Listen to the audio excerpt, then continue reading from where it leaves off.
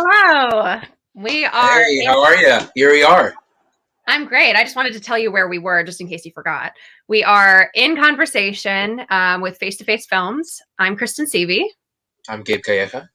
and we are doing Rabbit Hole this month. I almost said that you're Becca, but I'm Becca. You're Howie. I'm Kristen. Surprise.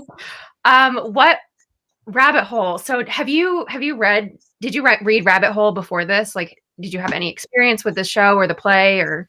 Not at all. I had no idea going in. Anthony was sort of sending me some like cursory texts beforehand, kind of like getting me ready a little bit. So I did know that loosely there was like something tragic that happens, a lot of grief, a lot of sadness, and there was also a scene about a tape. I knew there was a scene about a tape. But I had the play with me, and so I had the option to read it, but I decided to kind of let the table read be my first read of it. So Yeah. What I guess what were your first impressions of it? Because it's a big play. And there's a lot of emotions and things going on. I just wonder. Yeah, I having think first time, what is your impression of that?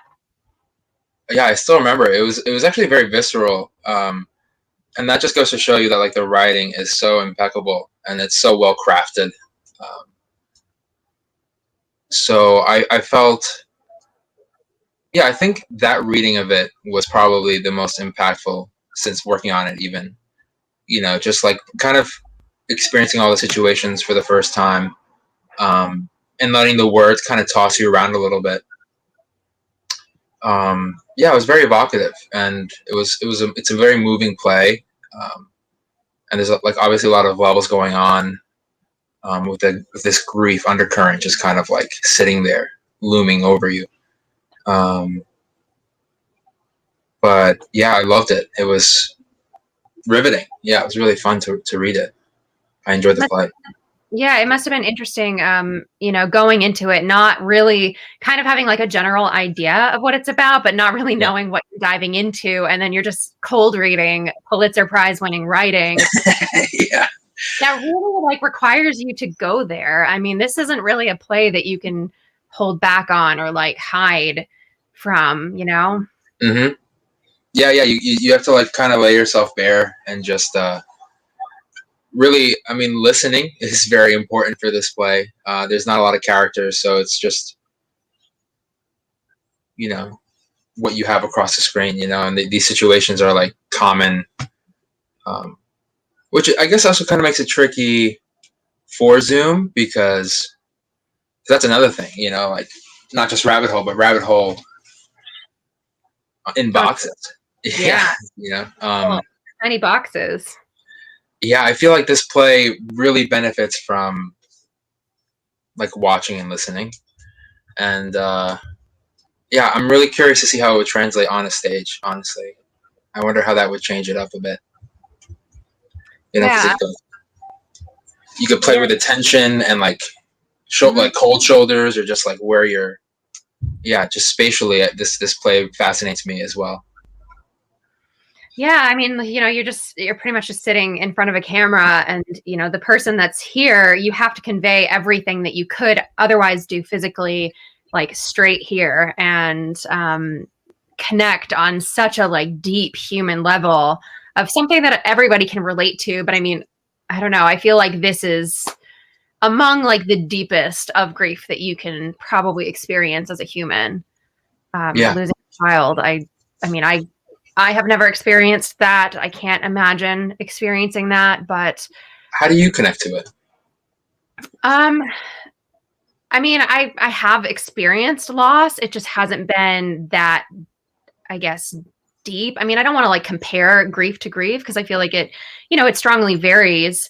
But I will just say that like I've never lost a child. I don't know what that's like losing this person that you're supposed to care for and this person that, as a woman, like came from my body. And I mean, it must just be so awful. But I have to find like little ways to connect with that and through like my experience of loss or grief, and try to channel that and then just like, I don't know, make it tenfold extreme. Um, Yeah. it's hard though. I mean, this is like a scary play to do. Like it's well known, it's incredible writing, and I mean the characters, especially I think for Becca and Howie, like you really have to go there. Like, Yeah. well, it's ugly, and I think that's what kind of makes it scary. Yeah, you're coming in at the snapshot of like the scary part of a marriage, you know, where like things are really on the rocks, you know, even though so much time or such a time has passed since the tragedy. I think like now is where the marriage is like really tested. And so yeah, we're really jumping right into the heat of it. Um, Yeah, it's nuanced so well. for sure. Yeah. I mean, there's this, and speaking of relationship, I feel like everybody can most likely relate to having a relationship that is in like rock bottom, and like that feeling of anxiety, I think is what I try to connect with. But there is that level of fear where it's like, okay, not only did they lose a child, but they're potentially losing a marriage too. And it's like, can they come out of this together, or is this going to like completely divide them? Yeah. Did you have what was your history with this play? Have you read it before? I have, but I read it, I think, when I was like, I don't know, maybe 18 or something. I can't remember when this came out, but I remember being like a teenager, and it was probably within like 5 years after it came out that I read it. And when I was in school, because there's like a scene with two women that's not necessarily talking about a guy, it's a popular choice to do in acting class. So I've seen the Becca and Izzy scene a lot. I've probably done it at some point, but I don't know, when you take it out of like context and you just do it as a scene, it's so much different. So my experience is just reading it, but reading it like as a human who can't comprehend adult concepts. Yeah, you have a new set of eyes now. For sure. I think age, even if I don't have that experience of losing a child, I feel like, now that I'm older, revisiting this, there's a different like depth that I'm able to, as an actor and a human, pull into the character and like onto the screen. But yeah, I've seen it done in chunks. I've never seen the whole thing. I've just like read it in my dorm room or whatever, but that was probably my experience, very limited. So it was really nice also to see the table read and to see it kind of come alive as a complete piece. Oh, was that the first time you've seen it performed whole? Yeah, which, I mean, funny, I'm not watching it because I'm in it, but Sort of half and half. yeah, I mean, it was the first time that I experienced the full play without just Oh, putting it cool. on stage. So that Okay. was interesting. Yeah, yeah. Huh. So what about like you and Howie, as far as like, where you relate to the grief, or where you manage to like scoop that up from your life and apply that? Yeah. Howie, it's tricky because I feel like I had a very different first impression of him. Um, I approached him a lot like myself for the table read, but like the more I've been like reading the play, the more I've started to learn about his like idiosyncrasies. You know, his like the way he talks to Becca, or the way he like kind of talks down to people at times. Um, and he's definitely becoming like more human, but I'm starting to see like I guess his faults as a character and like where he sort of falters a little bit. Um, and so that's definitely been like a big awakening for me, is sort of like coming to terms with, maybe I'm not as much Howie as I thought I was, or maybe I'm more Howie than I thought I was. Um, so yeah, I think trying to figure that out, and I'm still even now like learning more and more about um, Howie's behavior and how he sort of carries himself with this grief sort of hanging over him. And obviously, we're not our best in these moments, when we're being tested. But yeah, I'm still figuring that out, I guess. I think it's really easy to villainize Howie in a way. Yeah. So even though he's absolutely going through the same grief as Becca, I think it's really more natural to want to sympathize with the mother figure. And I feel like, especially from some of the choices that Howie makes, it's really easy to make him a villain, but I don't think that's the case at all. And I also don't think that you're playing it like that either. So yeah, I think that your work is really beautiful in it. And Thank you. you are going there. And as an actor who also gets to work off of you and go to these really deep, dark places, I appreciate the work that you're putting into it and the openness and the availability that you're giving me as an actor too. Oh yeah, I mean, likewise, absolutely. Like you've been wonderful to work off of, and that's why I was really excited for this project. All year it was sort of to get a chance to, go toe to toe with another phenomenal actress and take on such a classic, such as this. It's been a hell of a ride, but as you were talking about that, it actually reminded me of another way that I really learned just now, even that I relate to Howie, is in the way he processes grief is of trying to keep things close to him. He is desperate to cling to whatever vestiges are left, which is something I discovered that I think I do in terms of dealing with grief as well. So, I guess I'm learning we do have more in common than I thought we did. So, for sure. Yeah. I mean, I think that these kinds of roles as an actor really stretch you. I remember, when Anthony reached out to me about this, I was like, wait, you think that I can do this? He's got an eye for it. He's got it.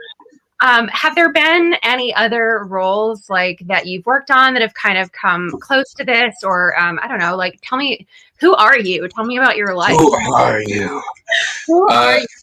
Hi, I'm the resident dad. I love to play dads. I play dads a lot. It's great. Yeah, That's a very bold question for me to just be no, that's a great question. Actually, to get to learn someone about through the roles that they've played, I think is a good way to sort of get to know them. So I'll introduce myself with sort of how I was cast in college and high school. I guess the foreboding, mysterious head of a company who's doing something illegal, but for the right reasons. So I've played Arthur in Radium Girls, which is a great play by, the name escapes me. I don't think I've read the play, but I'm familiar with the story. The story is Yes. Yeah. Yeah, stakes are very high in that play, and it's very life or death. But similarly to that, I also played, and this sort of bookended my college experience. But my freshman year of college, I was in the love song of J. Robert Oppenheimer, which basically was a very abstract retelling of Oppenheimer's life, and it was very kind of mythical absurdism in a way, and very similar roles, very, I guess how he relates to them in the sense of having that do good or nice guy persona, but there's something else not quite right. Yeah, that's kind of the characters I play. Yeah, people slip up. So where did you go to school? Also, is it bad that I don't know who Oppenheimer is? No, not at all. That's a fair question. That's a fair question. J. Robert Oppenheimer I should know better. J. Robert Oppenheimer was was a scientist behind the creation of the nuclear bomb, the atom bomb. Okay, I'm seeing a theme here, like radium, Mhm. bomb. Yes, chemicals. I'm there. You'll find me there. Actually, yeah, I was. So my major in college is civil engineering. Wow. Okay. Yeah, which is funny. I didn't actually make the connection about how those roles connected to my major in any way, which is, I probably should have realized that at the time. But yeah, math and science, I always like really loved those fields. Obviously, I went to college for it. So yeah, I actually didn't know I wanted to be an actor until maybe halfway through college. I kind of decided like, yes. What made you switch? What made you like, I guess, see, because I'm a person that like I've known since I was a child that like this is what I love, this is what I want to do. Mhm. So I guess I wonder, like, for people that don't have that experience, like, when do you know? Like, do you just like wake up and you're like, I want to be an actor? Or is it something that was kind of like in the back of your mind and you're like, no, I don't want to do this. I should do something else. And then it kind of like Yeah, crept up on you. it's lived with me for sure, my whole life. Um, I started back when I was in, I guess, yeah, kindergarten. I was an Oompa Loompa. That was a traumatic. That was a Right. traumatic experience. Didn't mean I to would, laugh at yeah. your experience. That triggers me. Willy Wonka triggers me. Okay. No, I just remember I was so embarrassed to like wear makeup and have a wig on, in front of like random strangers, and so I just started crying. I was 5. I still haven't forgiven myself, but Orange. yeah, I was orange. Orange with like the green hair. Yeah, actually, I think we might have done it wrong and reversed the colors. We might have had like green paint and orange hair because like maybe they were getting a little like colorful with the variations. I had no idea.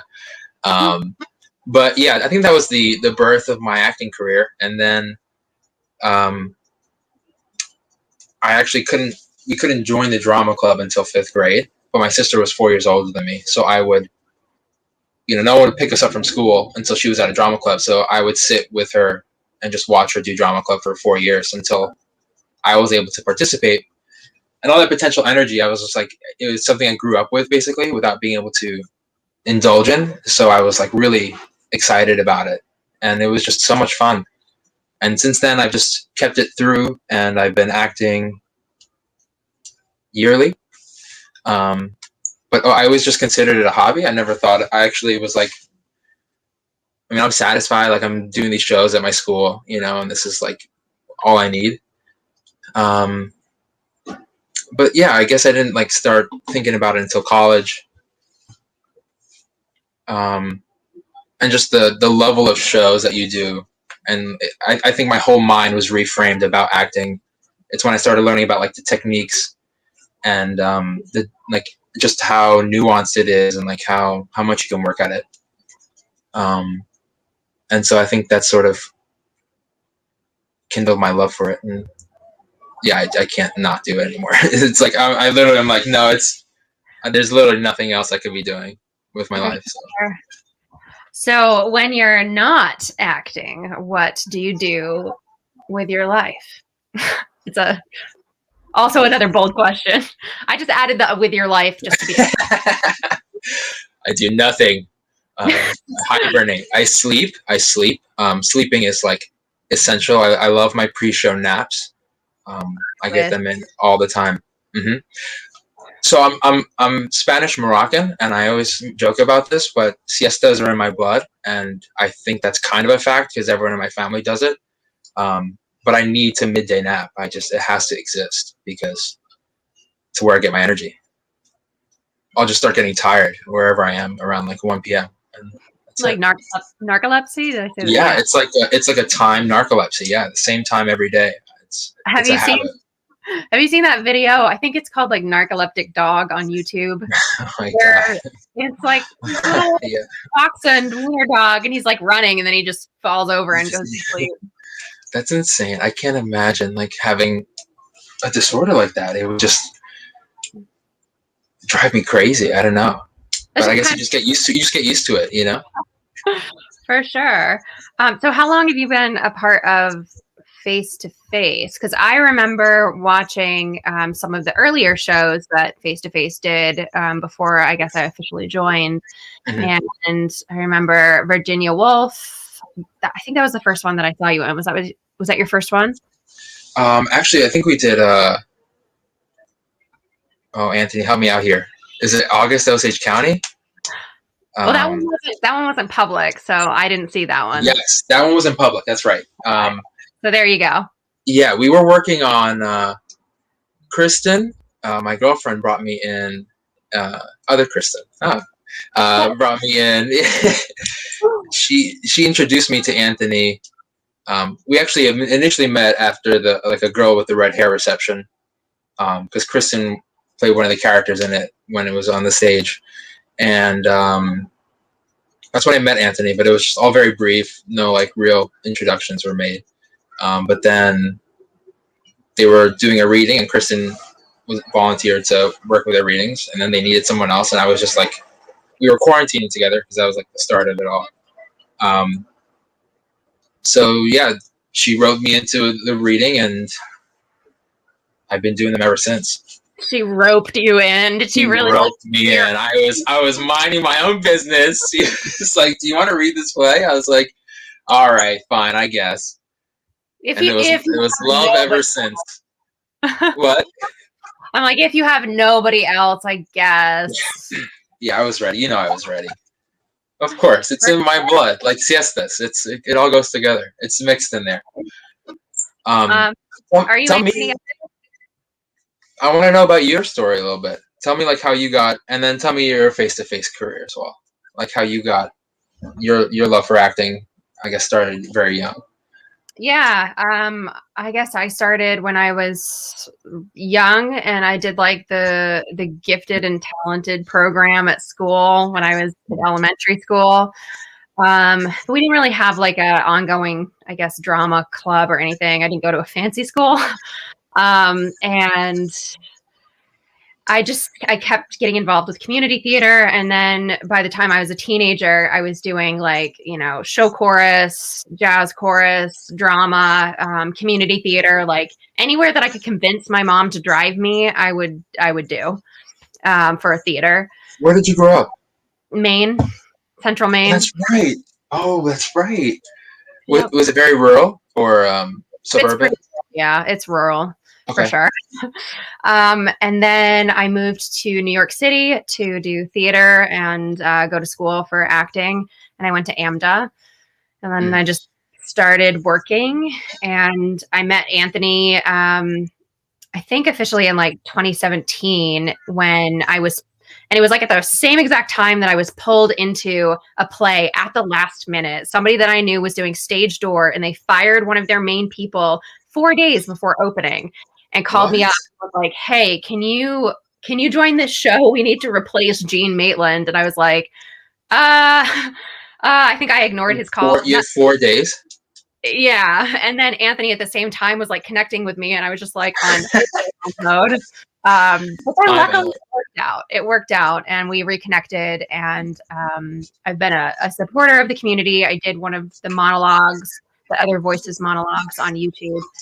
And this past summer, late summer, early fall, he reached out to be a company member, and then I joined as a partner, which you are also a creative partner now, too. Now you, I guess, were. And yeah, and then I started with Streetcar. I was Eunice, and now I've worked my way up to Becca. Just climbing the ladder. So yeah, but I really love I really enjoy being a part of this company. It came at the right time for me. I really needed a community. I think it took me a while during the pandemic to kind of find my footing. And then other projects that I loved were basically dissolving. And I was just I don't know what to do. And then Anthony came in with this little platter of a company and was like, "Hey, you want this?" And I was like, "Sure." So now I'm here. That's a great way to put it too. Just having a community, and it's funny how it always seems to come at the right exact time you need it. but yeah, I don't think I could have gone through the pandemic, honestly. Otherwise, it was just I not being able to like be on stage or have an outlet just feels like, I don't know. I feel like I would have been miserable by this time, without that. And yeah, face to face was just right, just landed right there, and it was like, absolutely, thank you, And so yeah, it's been really nice. It's been really nice just to like stay busy and like work on these sick plays, like really For sure. awesome works, like so much fun to play around with these characters. Yeah, I mean, I'm like, I don't know if I would ever get cast as Becca, like out in the actual world. Yeah, So it's nice to be able to like stretch myself in these roles that are being offered. Also, like within the safety of company members who are also going to support you as well. So yeah. I always got to give props to our ensemble. We're a really cool bunch. I like us. okay, I like us. I'll give props to Anthony for picking a good bunch of Yeah, people. he's got a good eye. Like I said, yeah, he knows what he's doing. Sure. Do you have any other shows that you're in next coming up with Face to Face? Um, uh, there might be a secret. Ooh, secrets don't make friends, Gabe. I've heard that before. But no, I think I'm taking a little bit of a break soon. Maybe take a month or two off because I've just been ongoing for a while. So I'm like, my wheels are coming off a little bit. So especially with this role is like kind of tough. So I might, yeah. So I don't know. I don't know what's in store for me actually. I mean, honestly, same. Yeah, right. There's also a lot going on with like, theaters reopening and stuff, and I don't know like what the direction the city is taking in terms of that. I know Broadway's still closed till September, I presume, but New York's getting better, so who knows? But still wear your masks, people. Still wear your masks if you're out there and you're not wearing it. For sure. Yeah. I'm not immediately scheduled in anything, but I've also been on for like the past 3 months. So it'll be nice to sit back and watch the work that other people are doing too. Yes, and our company's still growing. It's still like growing, blossoming. Yeah, so it's exciting to see. All right. Well, we are in Rabbit Hole on Saturday at 2 p.m. on Broadway On Demand, and you should come see it. Because why not? What else you got going on? It's Saturday afternoon. Shame the audience. Come see it or else. We love you. We love you. Bye. And that's been In Conversations with Gabe Calleja. And just Gabe.